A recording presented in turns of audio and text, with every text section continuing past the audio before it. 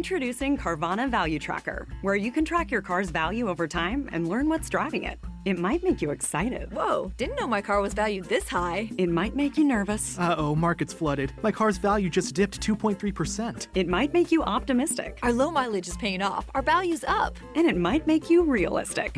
Car prices haven't gone up in a couple weeks. Maybe it's time to sell. But it will definitely make you an expert on your car's value. Carvana Value Tracker. Visit Carvana.com to start tracking your car's value today. Hello.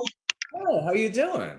I'm well. How are you? Nice to meet you. Hey, nice to meet you as well. So, tell me all about yourself. That's how I always started off. It's always like, how did we get here?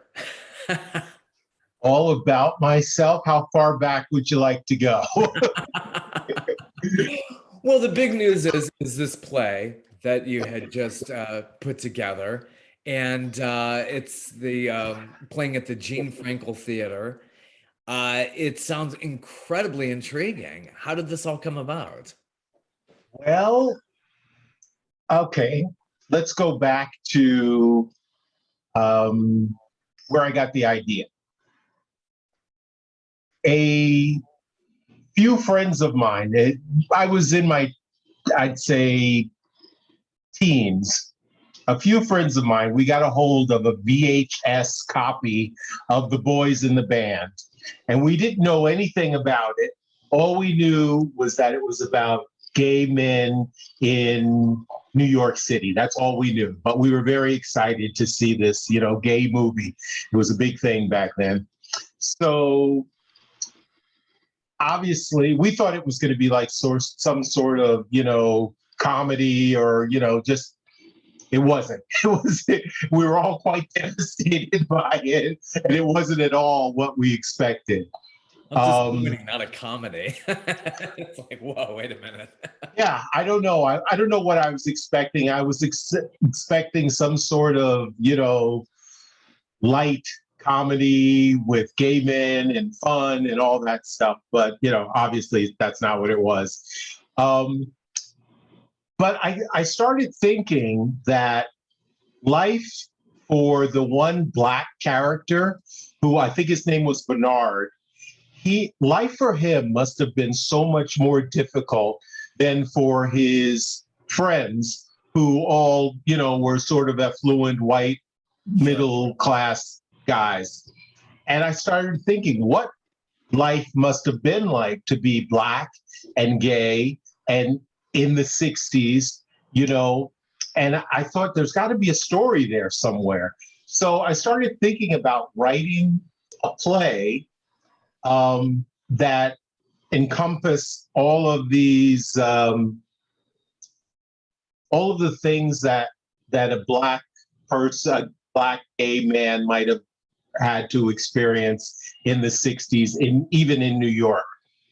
And so I started interviewing, just generally started interviewing older gay men in gay bars. I would just go up to them and ask them, hey, what was your experience like in New York? Were you here in New York in the 60s? What was it like? And generally people just gave me answers like, it was really rough. People called you names on the streets. People threw things at you, like if they could detect that you were gay, they would harass you basically on the street. Strangers would harass you, but it wasn't really a story. I mean, like that wasn't a play. So I kept at it for years. And finally I was at this, John LaFleur. He was a famous drag queen in, I'd say, the late 60s, early 70s. And he owned a bar called LaFleur's on 41st Street. And so I was there and I was talking to him. I had done a movie, and we had used his bar as for one of the scenes in the movie. And so we were kind of friendly. So I was talking to him, and I was saying, I really think there's something here, and I really would like to write this play. And he said, well, I have somebody that you should talk to. And I said, okay, sure. So he sets up this meeting with this guy who called himself Vera. I walk into the bar, and he had set us up in his office in the back of the bar. And this guy, he looks me over, and he was a very, very elegant, well-dressed, thin, older man. I'd say he was in his 70s probably at the time. And he kind of gave me the once over, and then he told me to go get him a drink. And I said, okay, no problem. And he added, and not that cheap stuff. So I was like, okay. So I asked him if it was okay if I recorded our interview, and he said, sure. And he said, honey, have I got a story for you?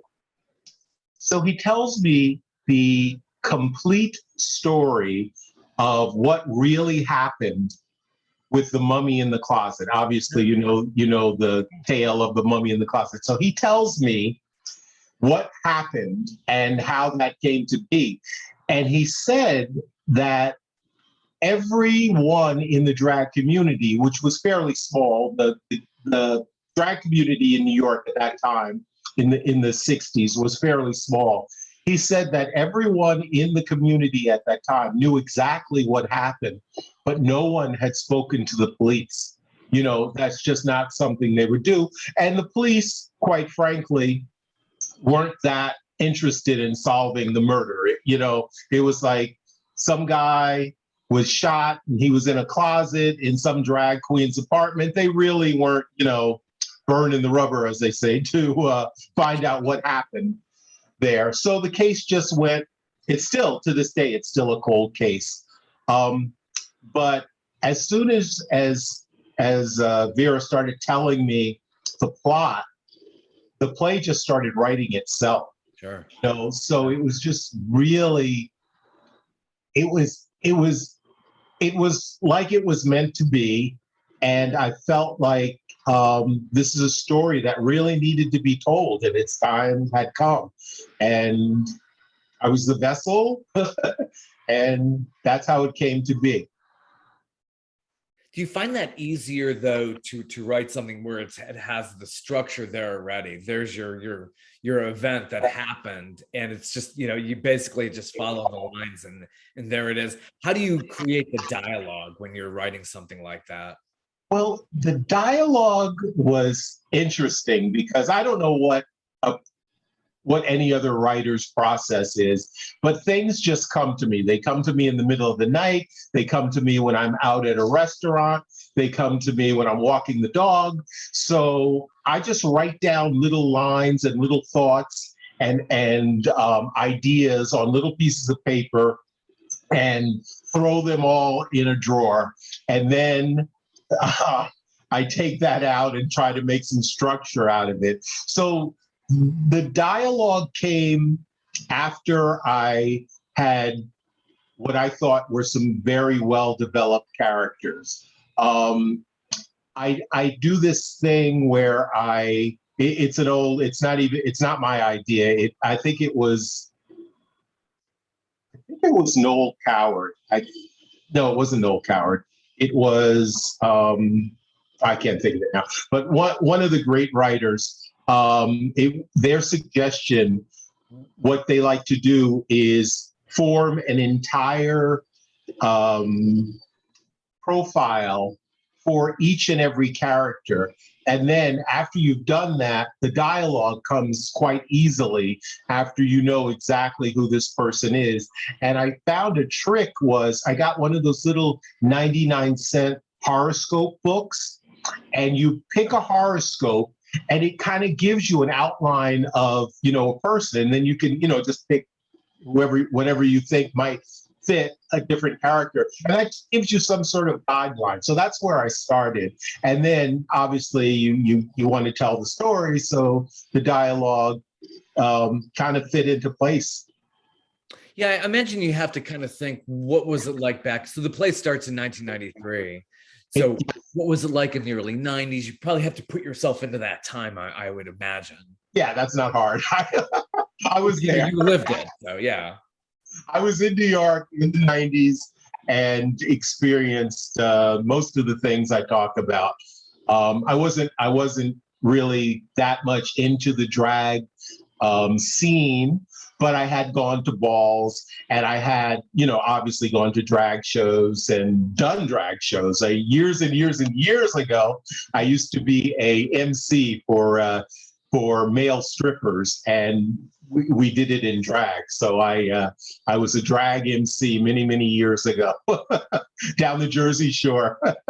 Wow, going way back then though, it was so underground, so New York, and then Yeah. it's been marketed lately, and especially with the rise of RuPaul, who came from here in Atlanta, and it's just like it's amazing. Did you ever think that would even get so commercialized like that? I really didn't. And to be perfectly honest, I really liked it when it was underground. I liked it being our little secret, but everything evolves. So yeah, there was a documentary I think I came across about the whole scene, New York City in the 70s with drag and all of that. Yeah, there's a gritty piece of it, definitely. Yeah, there was, and it was fun. It was, like I said, I was in the suburbs of New Jersey. So I would dabble in that lifestyle. I would go into the city, maybe over the weekend or something like that. And then I'd come back and, but it was fun. Those were good times. So you have stories about, or a story about meeting Dorian Corey. What was that all about? Okay. So I was at this little theater, and I wasn't aware that there was going to be entertainment.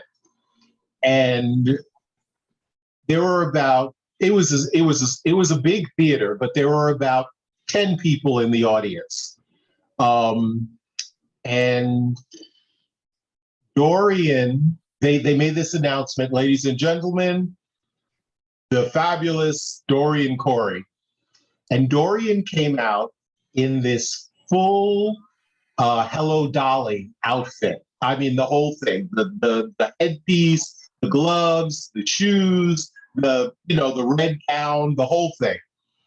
And she did a few numbers from the Pearl Bailey version of Hello Dolly. And it was just great. I mean, I was mesmerized. Mind you, like I said, there were 10 people in the audience. So it was, less than, it could have been if there had been a full audience there. And she had made I remember she had made these little red rhinestone G-strings for these boys. I think there were 4 boys behind her who were kind of like, all they did were, like they were dancing behind her and in these little G-strings, but she did the whole number. She did the encore, she did everything. So, after she finished, the 10 people in the audience, they politely clapped. And I just felt bad. I felt like, oh my God, she went through all this for 10 people, so I went backstage, and I'm like 20 at the time, maybe 21 or something like that. I went backstage and I said, I just wanted to tell you that, that was fabulous. You were great. I really enjoyed it. And she was so sweet. She said, well, you should have seen me in my heyday. That's very sweet of you, young man. But I played some of the biggest clubs in the world, all around the world. And now this is just something I do to pay the rent. I said, well, I don't care. You were fabulous and I loved it. And I just wanted to thank you. So we talked for a few minutes and then we hugged and went our separate ways. I'd say about maybe 3 or 4 years later, I was at this drag club called Sally's, which was on 43rd Street. It was an after hours drag club in the lobby of a hotel. It was like, I guess at one time it was their ballroom for the hotel, but it had been transferred into a drag bar. And I was there and I was sitting at the bar, and over in the corner in the VIP section, I noticed Dorian, and she was holding court with 4 or 5 of her friends. And she saw me and she recognized me and she called me over, and I came in and I went into the little VIP area, and I sat there and we laughed and we drank champagne, and the place closed at like 4, and we stayed there till like 7 in the morning. And it was just a really, really nice experience that I will never forget. And those were the 2 times that I met Dorian. I wouldn't say we were friends, but she definitely knew who I was. And we had that one night, at Sally's. What was it like when you found out about her death? I mean, that must. Well, I was in New Jersey, and I saw it like everyone else. I saw it on the cover of New York Magazine, and I noticed her. And then I saw, Drag Queen had a mummy in her closet, and read the article. And, I was in shock like everyone else. I hadn't known that she had died. That wasn't as publicized as the fact that there was a mummy in her closet after she died. So, that's how I found out about it. So when the guy told me the story of Dorian Corey, I told him also that I had met Dorian Corey, and he knew Dorian very well. Like I said, we were acquaintances at best. But yeah, that's how I found out, from the New York Magazine. Wow, that must have been like total shocker. So then you got this all put together, writing the play, getting it out there. How do you expect the audience to really take? They're going to learn more about true crime, learning more about the LGBTQIA plus community. Is that kind of part of the goal of putting a play like this together? Well, I don't know that was my intention. My intention was to write a great play. That was the only intention I had. Where it falls as far as who accepts it, how, and what they take away from it, and what they get out of it, I guess. Yeah. That depends on everyone. I set out to tell a story. I set out to set the record straight on what actually happened. And I think of it as, Act 2 takes place in 1967. And it was such a different world in 1967. So this is like, from me, a love letter to all the people who had to endure some serious, people complain nowadays about, prejudice and being discriminated against and everything. I think it was 10 times worse back then, because you had nowhere to run. The police weren't interested in protecting you. Like today, if someone, attacks you or whatever, you can go to the police and you can say, I was just, there are hate crimes now. There was no such thing as a hate crime back then. It was, if you were, at some point, not to bash the police, but at some point, it was the police themselves who were abusing gay people because, they thought of it as immoral and against God and all the other things. So it was fair game just to attack people, based simply on their sexuality. And that has changed. But yeah, I think we owe something to the people who endured all of that, early on, who fought for us, who fought for our rights, who fought for, just being able to exist.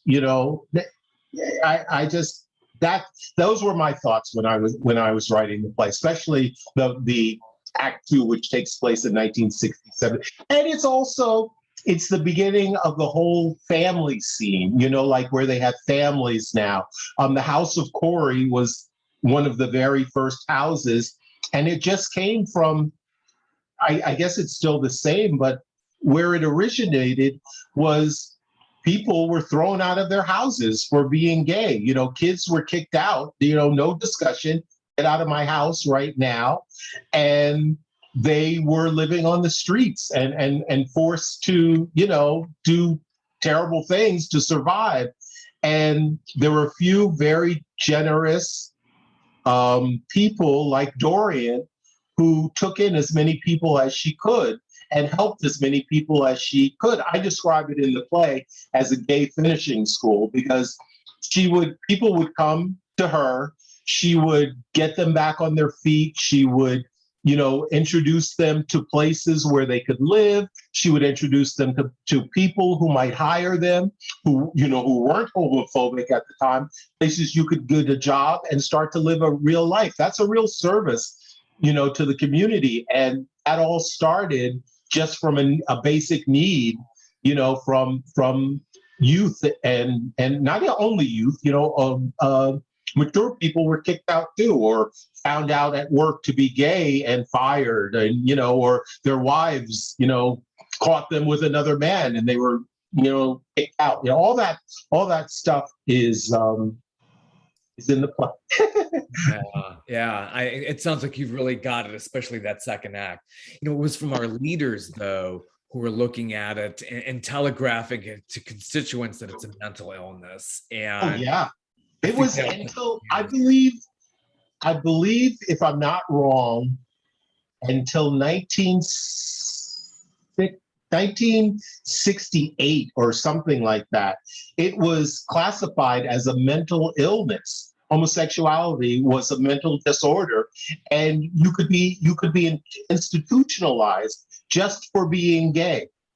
Right. So, that's not that long ago. No. That's it's crazy when you think about it. So I could understand, like, these days, a lot of awareness. We're still going through a lot of growing pains like we did in the 60s in another way. But it's amazing how history kind of repeats itself in a certain way too, but we learn more on the second go around. It's very interesting.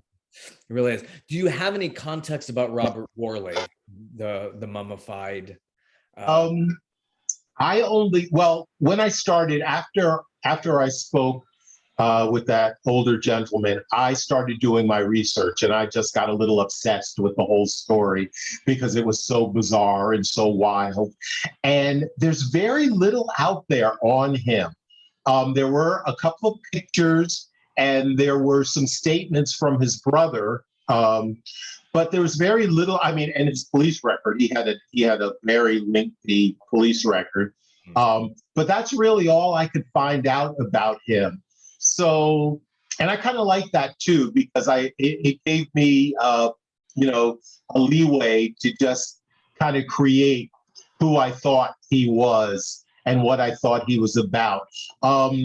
He was convicted of rape of a woman, and he was convicted of a lot of assault charges. So, and he... With Lucky Land Slots, you can get lucky just about anywhere. Dearly beloved, we are gathered here today to... Has anyone seen the bride and groom? Sorry, we're here. We were getting lucky in the limo and we lost track of time. No, Lucky Land Casino, with cash prizes that add up quicker than a guest registry. In that case, I pronounce you lucky.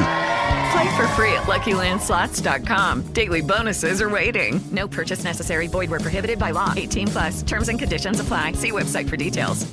Judy was boring. Hello. Then Judy discovered ChumbaCasino.com. It's my little escape. Now Judy's the life of the party. Oh, baby, mama's bringing home the bacon. Whoa, take it easy, Judy. The Chumba life is for everybody. So go to ChumbaCasino.com and play over 100 casino-style games. Join today and play for free for your chance to redeem some serious prizes. ChumbaCasino.com. No purchase necessary. Void where prohibited by law. 18+. Terms and conditions apply. See website for details. Probably, I'm just putting this together, and this is what I sort of imply in the play. He probably had some internalized homophobia for what he was actually doing with Dorian. They were lovers. And so a lot of his hate probably stemmed from that, and a lot of his anger and a lot of his violence. So, that's all I really knew about him. And I it was fun, filling in the blanks. Really had to use some serious imagination to kind of recreate that and try to get the character down, I'm sure. Right. Very challenging, I'm sure. So how did it all come together as far as getting your cast and crew together? What was the process like for that? Well, the casting was fairly easy. I shouldn't say that. The one part, there's one character that I based on the older gentleman that I met in the bar. Vera, I called him Velma. And so Velma in the play she was kind of difficult to cast because Velma had to go from being 25 to 57 and sassy and really a character. It's a really cool part. I think it's an actor's dream to play all of Velma. Velma really carries the show. So that part was a little difficult. We auditioned. Oh my God, we auditioned on Backstage, and mind you, this is during COVID, so we had to audition on Zoom. So we auditioned probably 250 actors.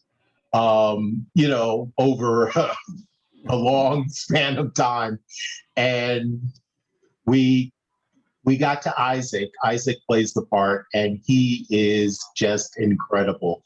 I guess it's the sort of thing that it's either the character is either in you or it's not.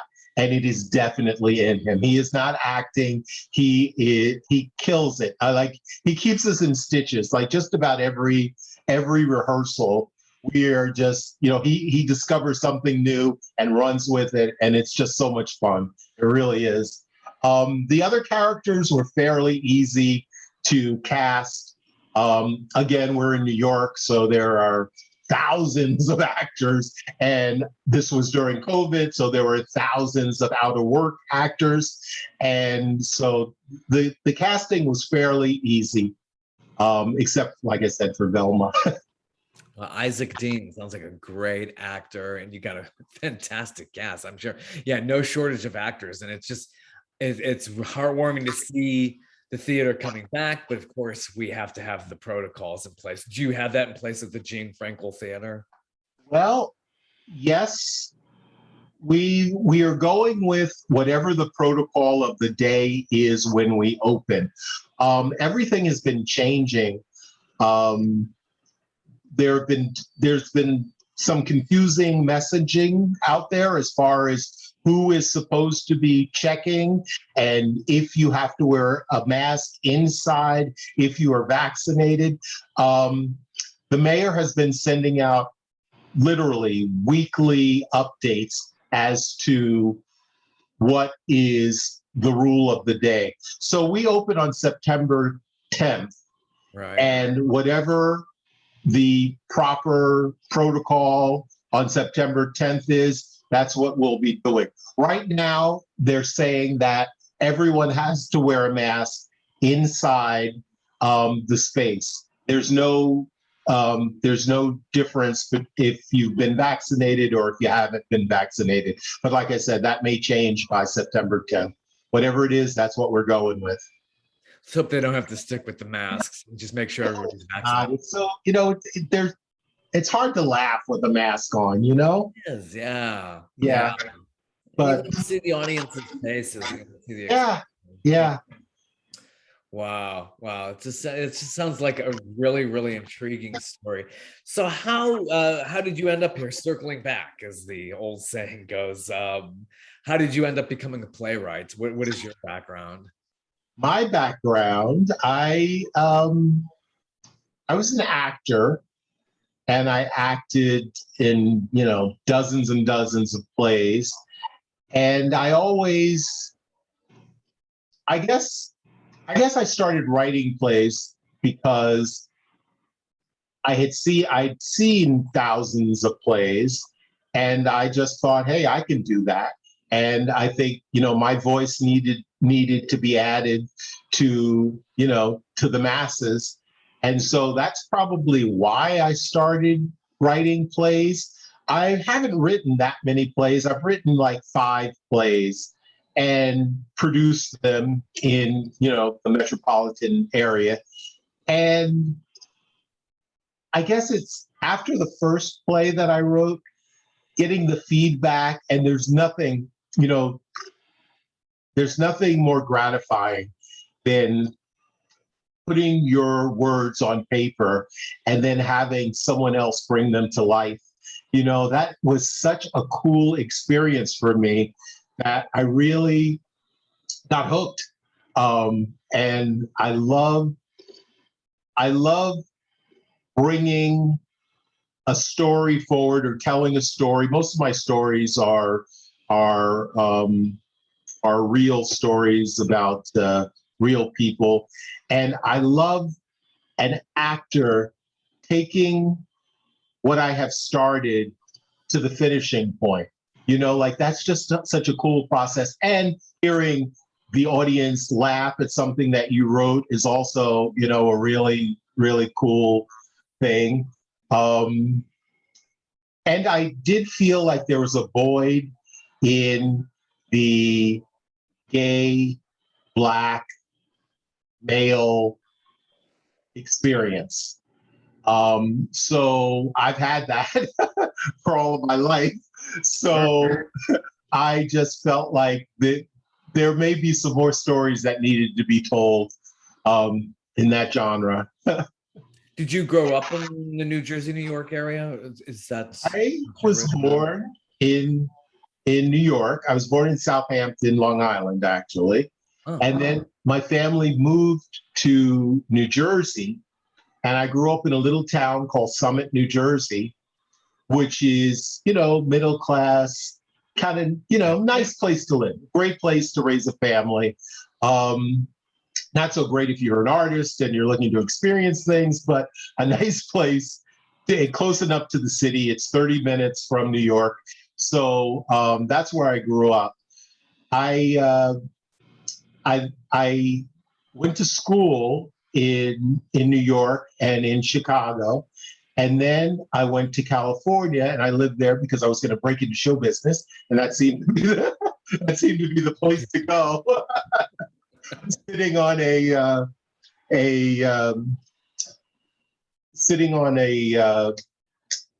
stool at a drugstore waiting to be discovered. Needless to say, that didn't happen. But I went to acting school out there, and then I came back to New York, and I went to acting school here, and after college. And so, yeah, I've always been pretty much in this area. A few years, I was here and there, but I've pretty much been in this area most of my life. Excellent. Well, that's, being 30 minutes from New York City is not too bad. It's like, it's not like you're in the cornfields of Iowa and you have a long ways to go. That's, so you're positioned quite well, even though you're with a lot of people who probably don't even understand the artist. It's, I'm sure that's got to be really difficult. Well, there was the train. I jump on the train and I could be in New York in a half hour. And that got me through a lot of time in New Jersey. Yeah, that's wonderful. So going back to the play, how did you find your director, Lawrence Schwartz?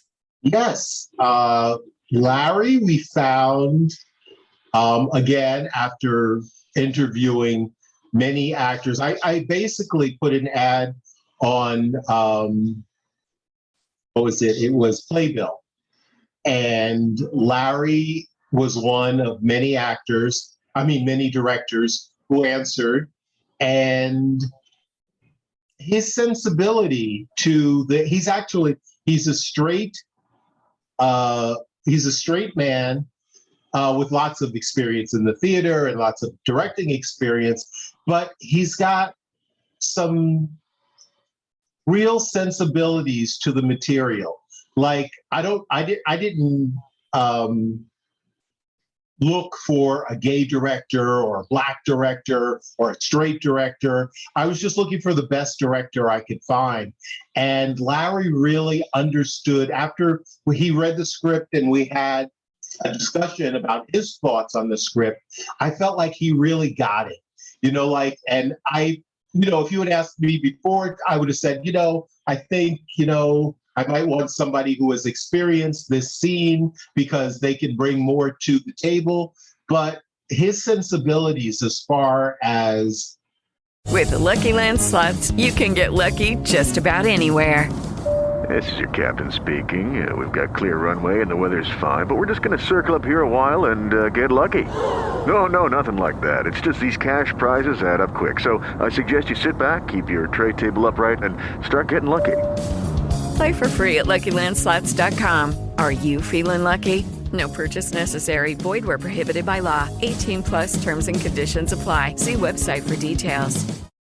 the material and the actors and the humanity of the story, it was there. So that, that's why I chose Larry. And he is just brought out so many different sides of the story, that even things that I didn't see and didn't realize and didn't know about what I wrote, so that is all been a blessing. And it's just been really cool to work with someone with so much experience, so much human experience. It's not about being gay. It's not about being a drag queen. It's about the human experience and how we relate to each other and what we need from each other and what we get from each other and what we put out. All that is dialogues that Larry brings to the production, and it's just been great. Excellent. It sounds exciting. So anything the audience you think is going to come away with, any theories, that we're just going to leave that a mystery as to how they think this all happened? It's just like, is it a big question mark? Obviously it should be when you leave. Well, I don't really, I'm telling the story as it was told to me. I'm telling what happened. I know that there are so many different theories out there as to what happened. I mean, just to back up a bit for people who might not know, Dorian Corey was a very famous drag queen. She was in a film, and she had a certain air about her. She was a very, I call her a grande dame, because she was very proper, and she was just very wise. And in the movie, she sort of just sits there and spews her wisdom, to anyone who's listening. And she was a wise person. And when she died of AIDS. And when she died, they found in the back of her closet, there were a friend of hers. She had asked a friend of hers named Lois to go and sell all of her costumes. She was a costume designer. She went to Parsons School of Design. She graduated from Parsons. And she was an incredible costume designer. She designed costumes for the balls back in the 60s, when they had these huge moving parts and feathers and 20-foot trains on gowns and stuff like that. And she designed all that stuff. So she asked Lois to sell off her costumes that were in her closet. And then after she died, Lois went with two gentlemen who were looking for Halloween costumes, and they went into her closet, and they started going through all of her fabulous creations. And they were pulling stuff out, and in the back of the closet, there was a chest. And it was one of those, they opened the chest, and inside the chest was one of those, the garment bags, the plastic heavy garment bags, was a garment bag, and it was really heavy. And they thought they had found like this incredible costume that, weighed 100 pounds or something like that. And the zipper was broken. So they took a knife and they cut it open. And when they cut it open, the smell came out the first thing. And then when they looked in, they saw human remains. So they called the police. The police came and opened it up.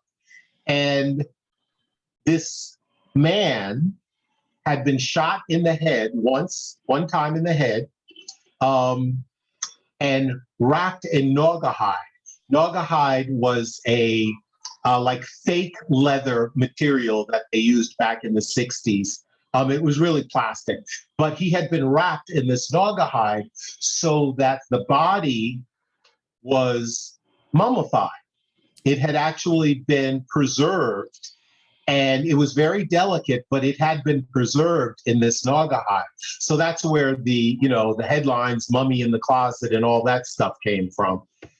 But that is a true story. And that is the story that, the play is based on. Like, what happened to him?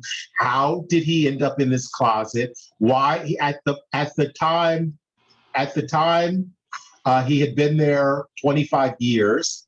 Yeah. What in the world? If he was obviously killed, and why didn't they dispose of the body?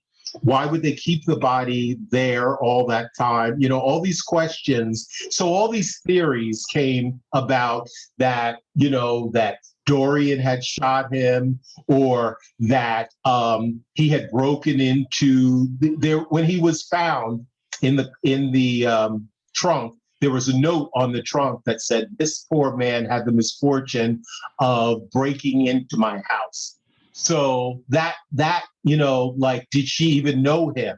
There were all these questions. It was later determined that she did indeed know him, but he had been in jail, and his family really wasn't looking for him. From what I gathered, they were sort of glad to be rid of him. Not that they wished him dead, but they were glad that, he was wherever he was, whatever he was doing, they were just as happy to let him be wherever he was. So that's why nobody was looking for him. And, like I said, he was a, at best, third-rate hoodlum who nobody really, sad to say, but nobody really cared that he was missing. So that's why he was not looked for all those years. And all of the different scenarios on how he ended up in that closet over the years, after it was on the cover of New York Magazine, everyone had their theory on what happened. And I think that's kind of cool to shuffle through all the theories as well. Yeah. It's so rich in evidence. You preserve the body in the plastic and all of that. And then, like, nobody wanted to do anything. Even in 1993, it's just like, let it fade. It's unbelievable. Yeah. So they're rumbling that they'll reinvestigate, or is that just rumor at this point? Well, I thought, and people disagreed with me, but I thought that we should try to open the case. It's a cold case still. And I mean, the information that I have is minimal, like somebody told me this, is probably not enough to reopen a case. But I think it's kind of sad that it's, that, I mean, he was somebody's son and somebody's brother, and, just to let it, slip away and nobody to really care about it. I think there should be some final closure there. That's part of the reason I wrote the play. As far as, anything legal, I'm not sure if this might spark, that would be nice if this sparked a reinvestigation of the crime, and maybe they could, close the case finally after 50 something years. That would be nice, but who knows, where that'll go or how that'll go. Very good. So how did you arrive on staging this at the Gene Frankel Theater? Well, I wanted an intimate space that you could feel like you were there. Like I didn't want to do this on, a really big stage. I wanted the audience to experience the play firsthand, up close and in their face. So the Jean Frankel is beautiful. I don't know if you've ever been there, but it's a beautiful little theater. It's got so much charm to it, and there's audience on two sides, and they're fairly close to the stage. So I searched around at many. Again, this was during COVID. I searched around and looked at many theaters, smaller venues. And this one just, I don't know, I walked through the door, actually not even walking through the door. When I saw the outside of it, I just got this really good, positive feeling from it. And once I walked through the door and met Gail, she seemed so open, and she said, "This is exactly the kind of piece that we'd like to produce here. This has our name all over it." And I felt the same way. I just felt like the theater and the play both go hand in hand very, very well. And I was very happy that we were able to get the theater. We are actually the first full production that they will have produced in the past 20 months, or, since the initial shutdown. So we're very proud to be that as well, to reintroduce the theater to the public, who have been, starving for that entertainment and for the past 20 months. Excellent. The case closed. The Dorian Corey Story is playing at the Jean Frankel Theater September 10th through October. It's actually a month, September 10th through October 10th, 2021. Yes. Sounds fantastic. Please, anybody visit New York, residents, please support the theater. This is really a big thing, and it's coming back, and this is fantastic. So great to hear from you, Jeffery S. Jones. Thank you for your time. And thank you, Robert. It was great meeting you. Yeah, great meeting you as well. Take care. Take care. Bye-bye. Bye. Judy was boring. Hello. Then Judy discovered ChumbaCasino.com. It's my little escape. Now Judy's the life of the party. Oh, baby, mama's bringing home the bacon. Whoa, take it easy, Judy. The Chumba life is for everybody. So go to ChumbaCasino.com and play over 100 casino-style games. Join today and play for free for your chance to redeem some serious prizes. ChumbaCasino.com. No purchase necessary. Void where prohibited by law. 18+ terms and conditions apply. See website for details.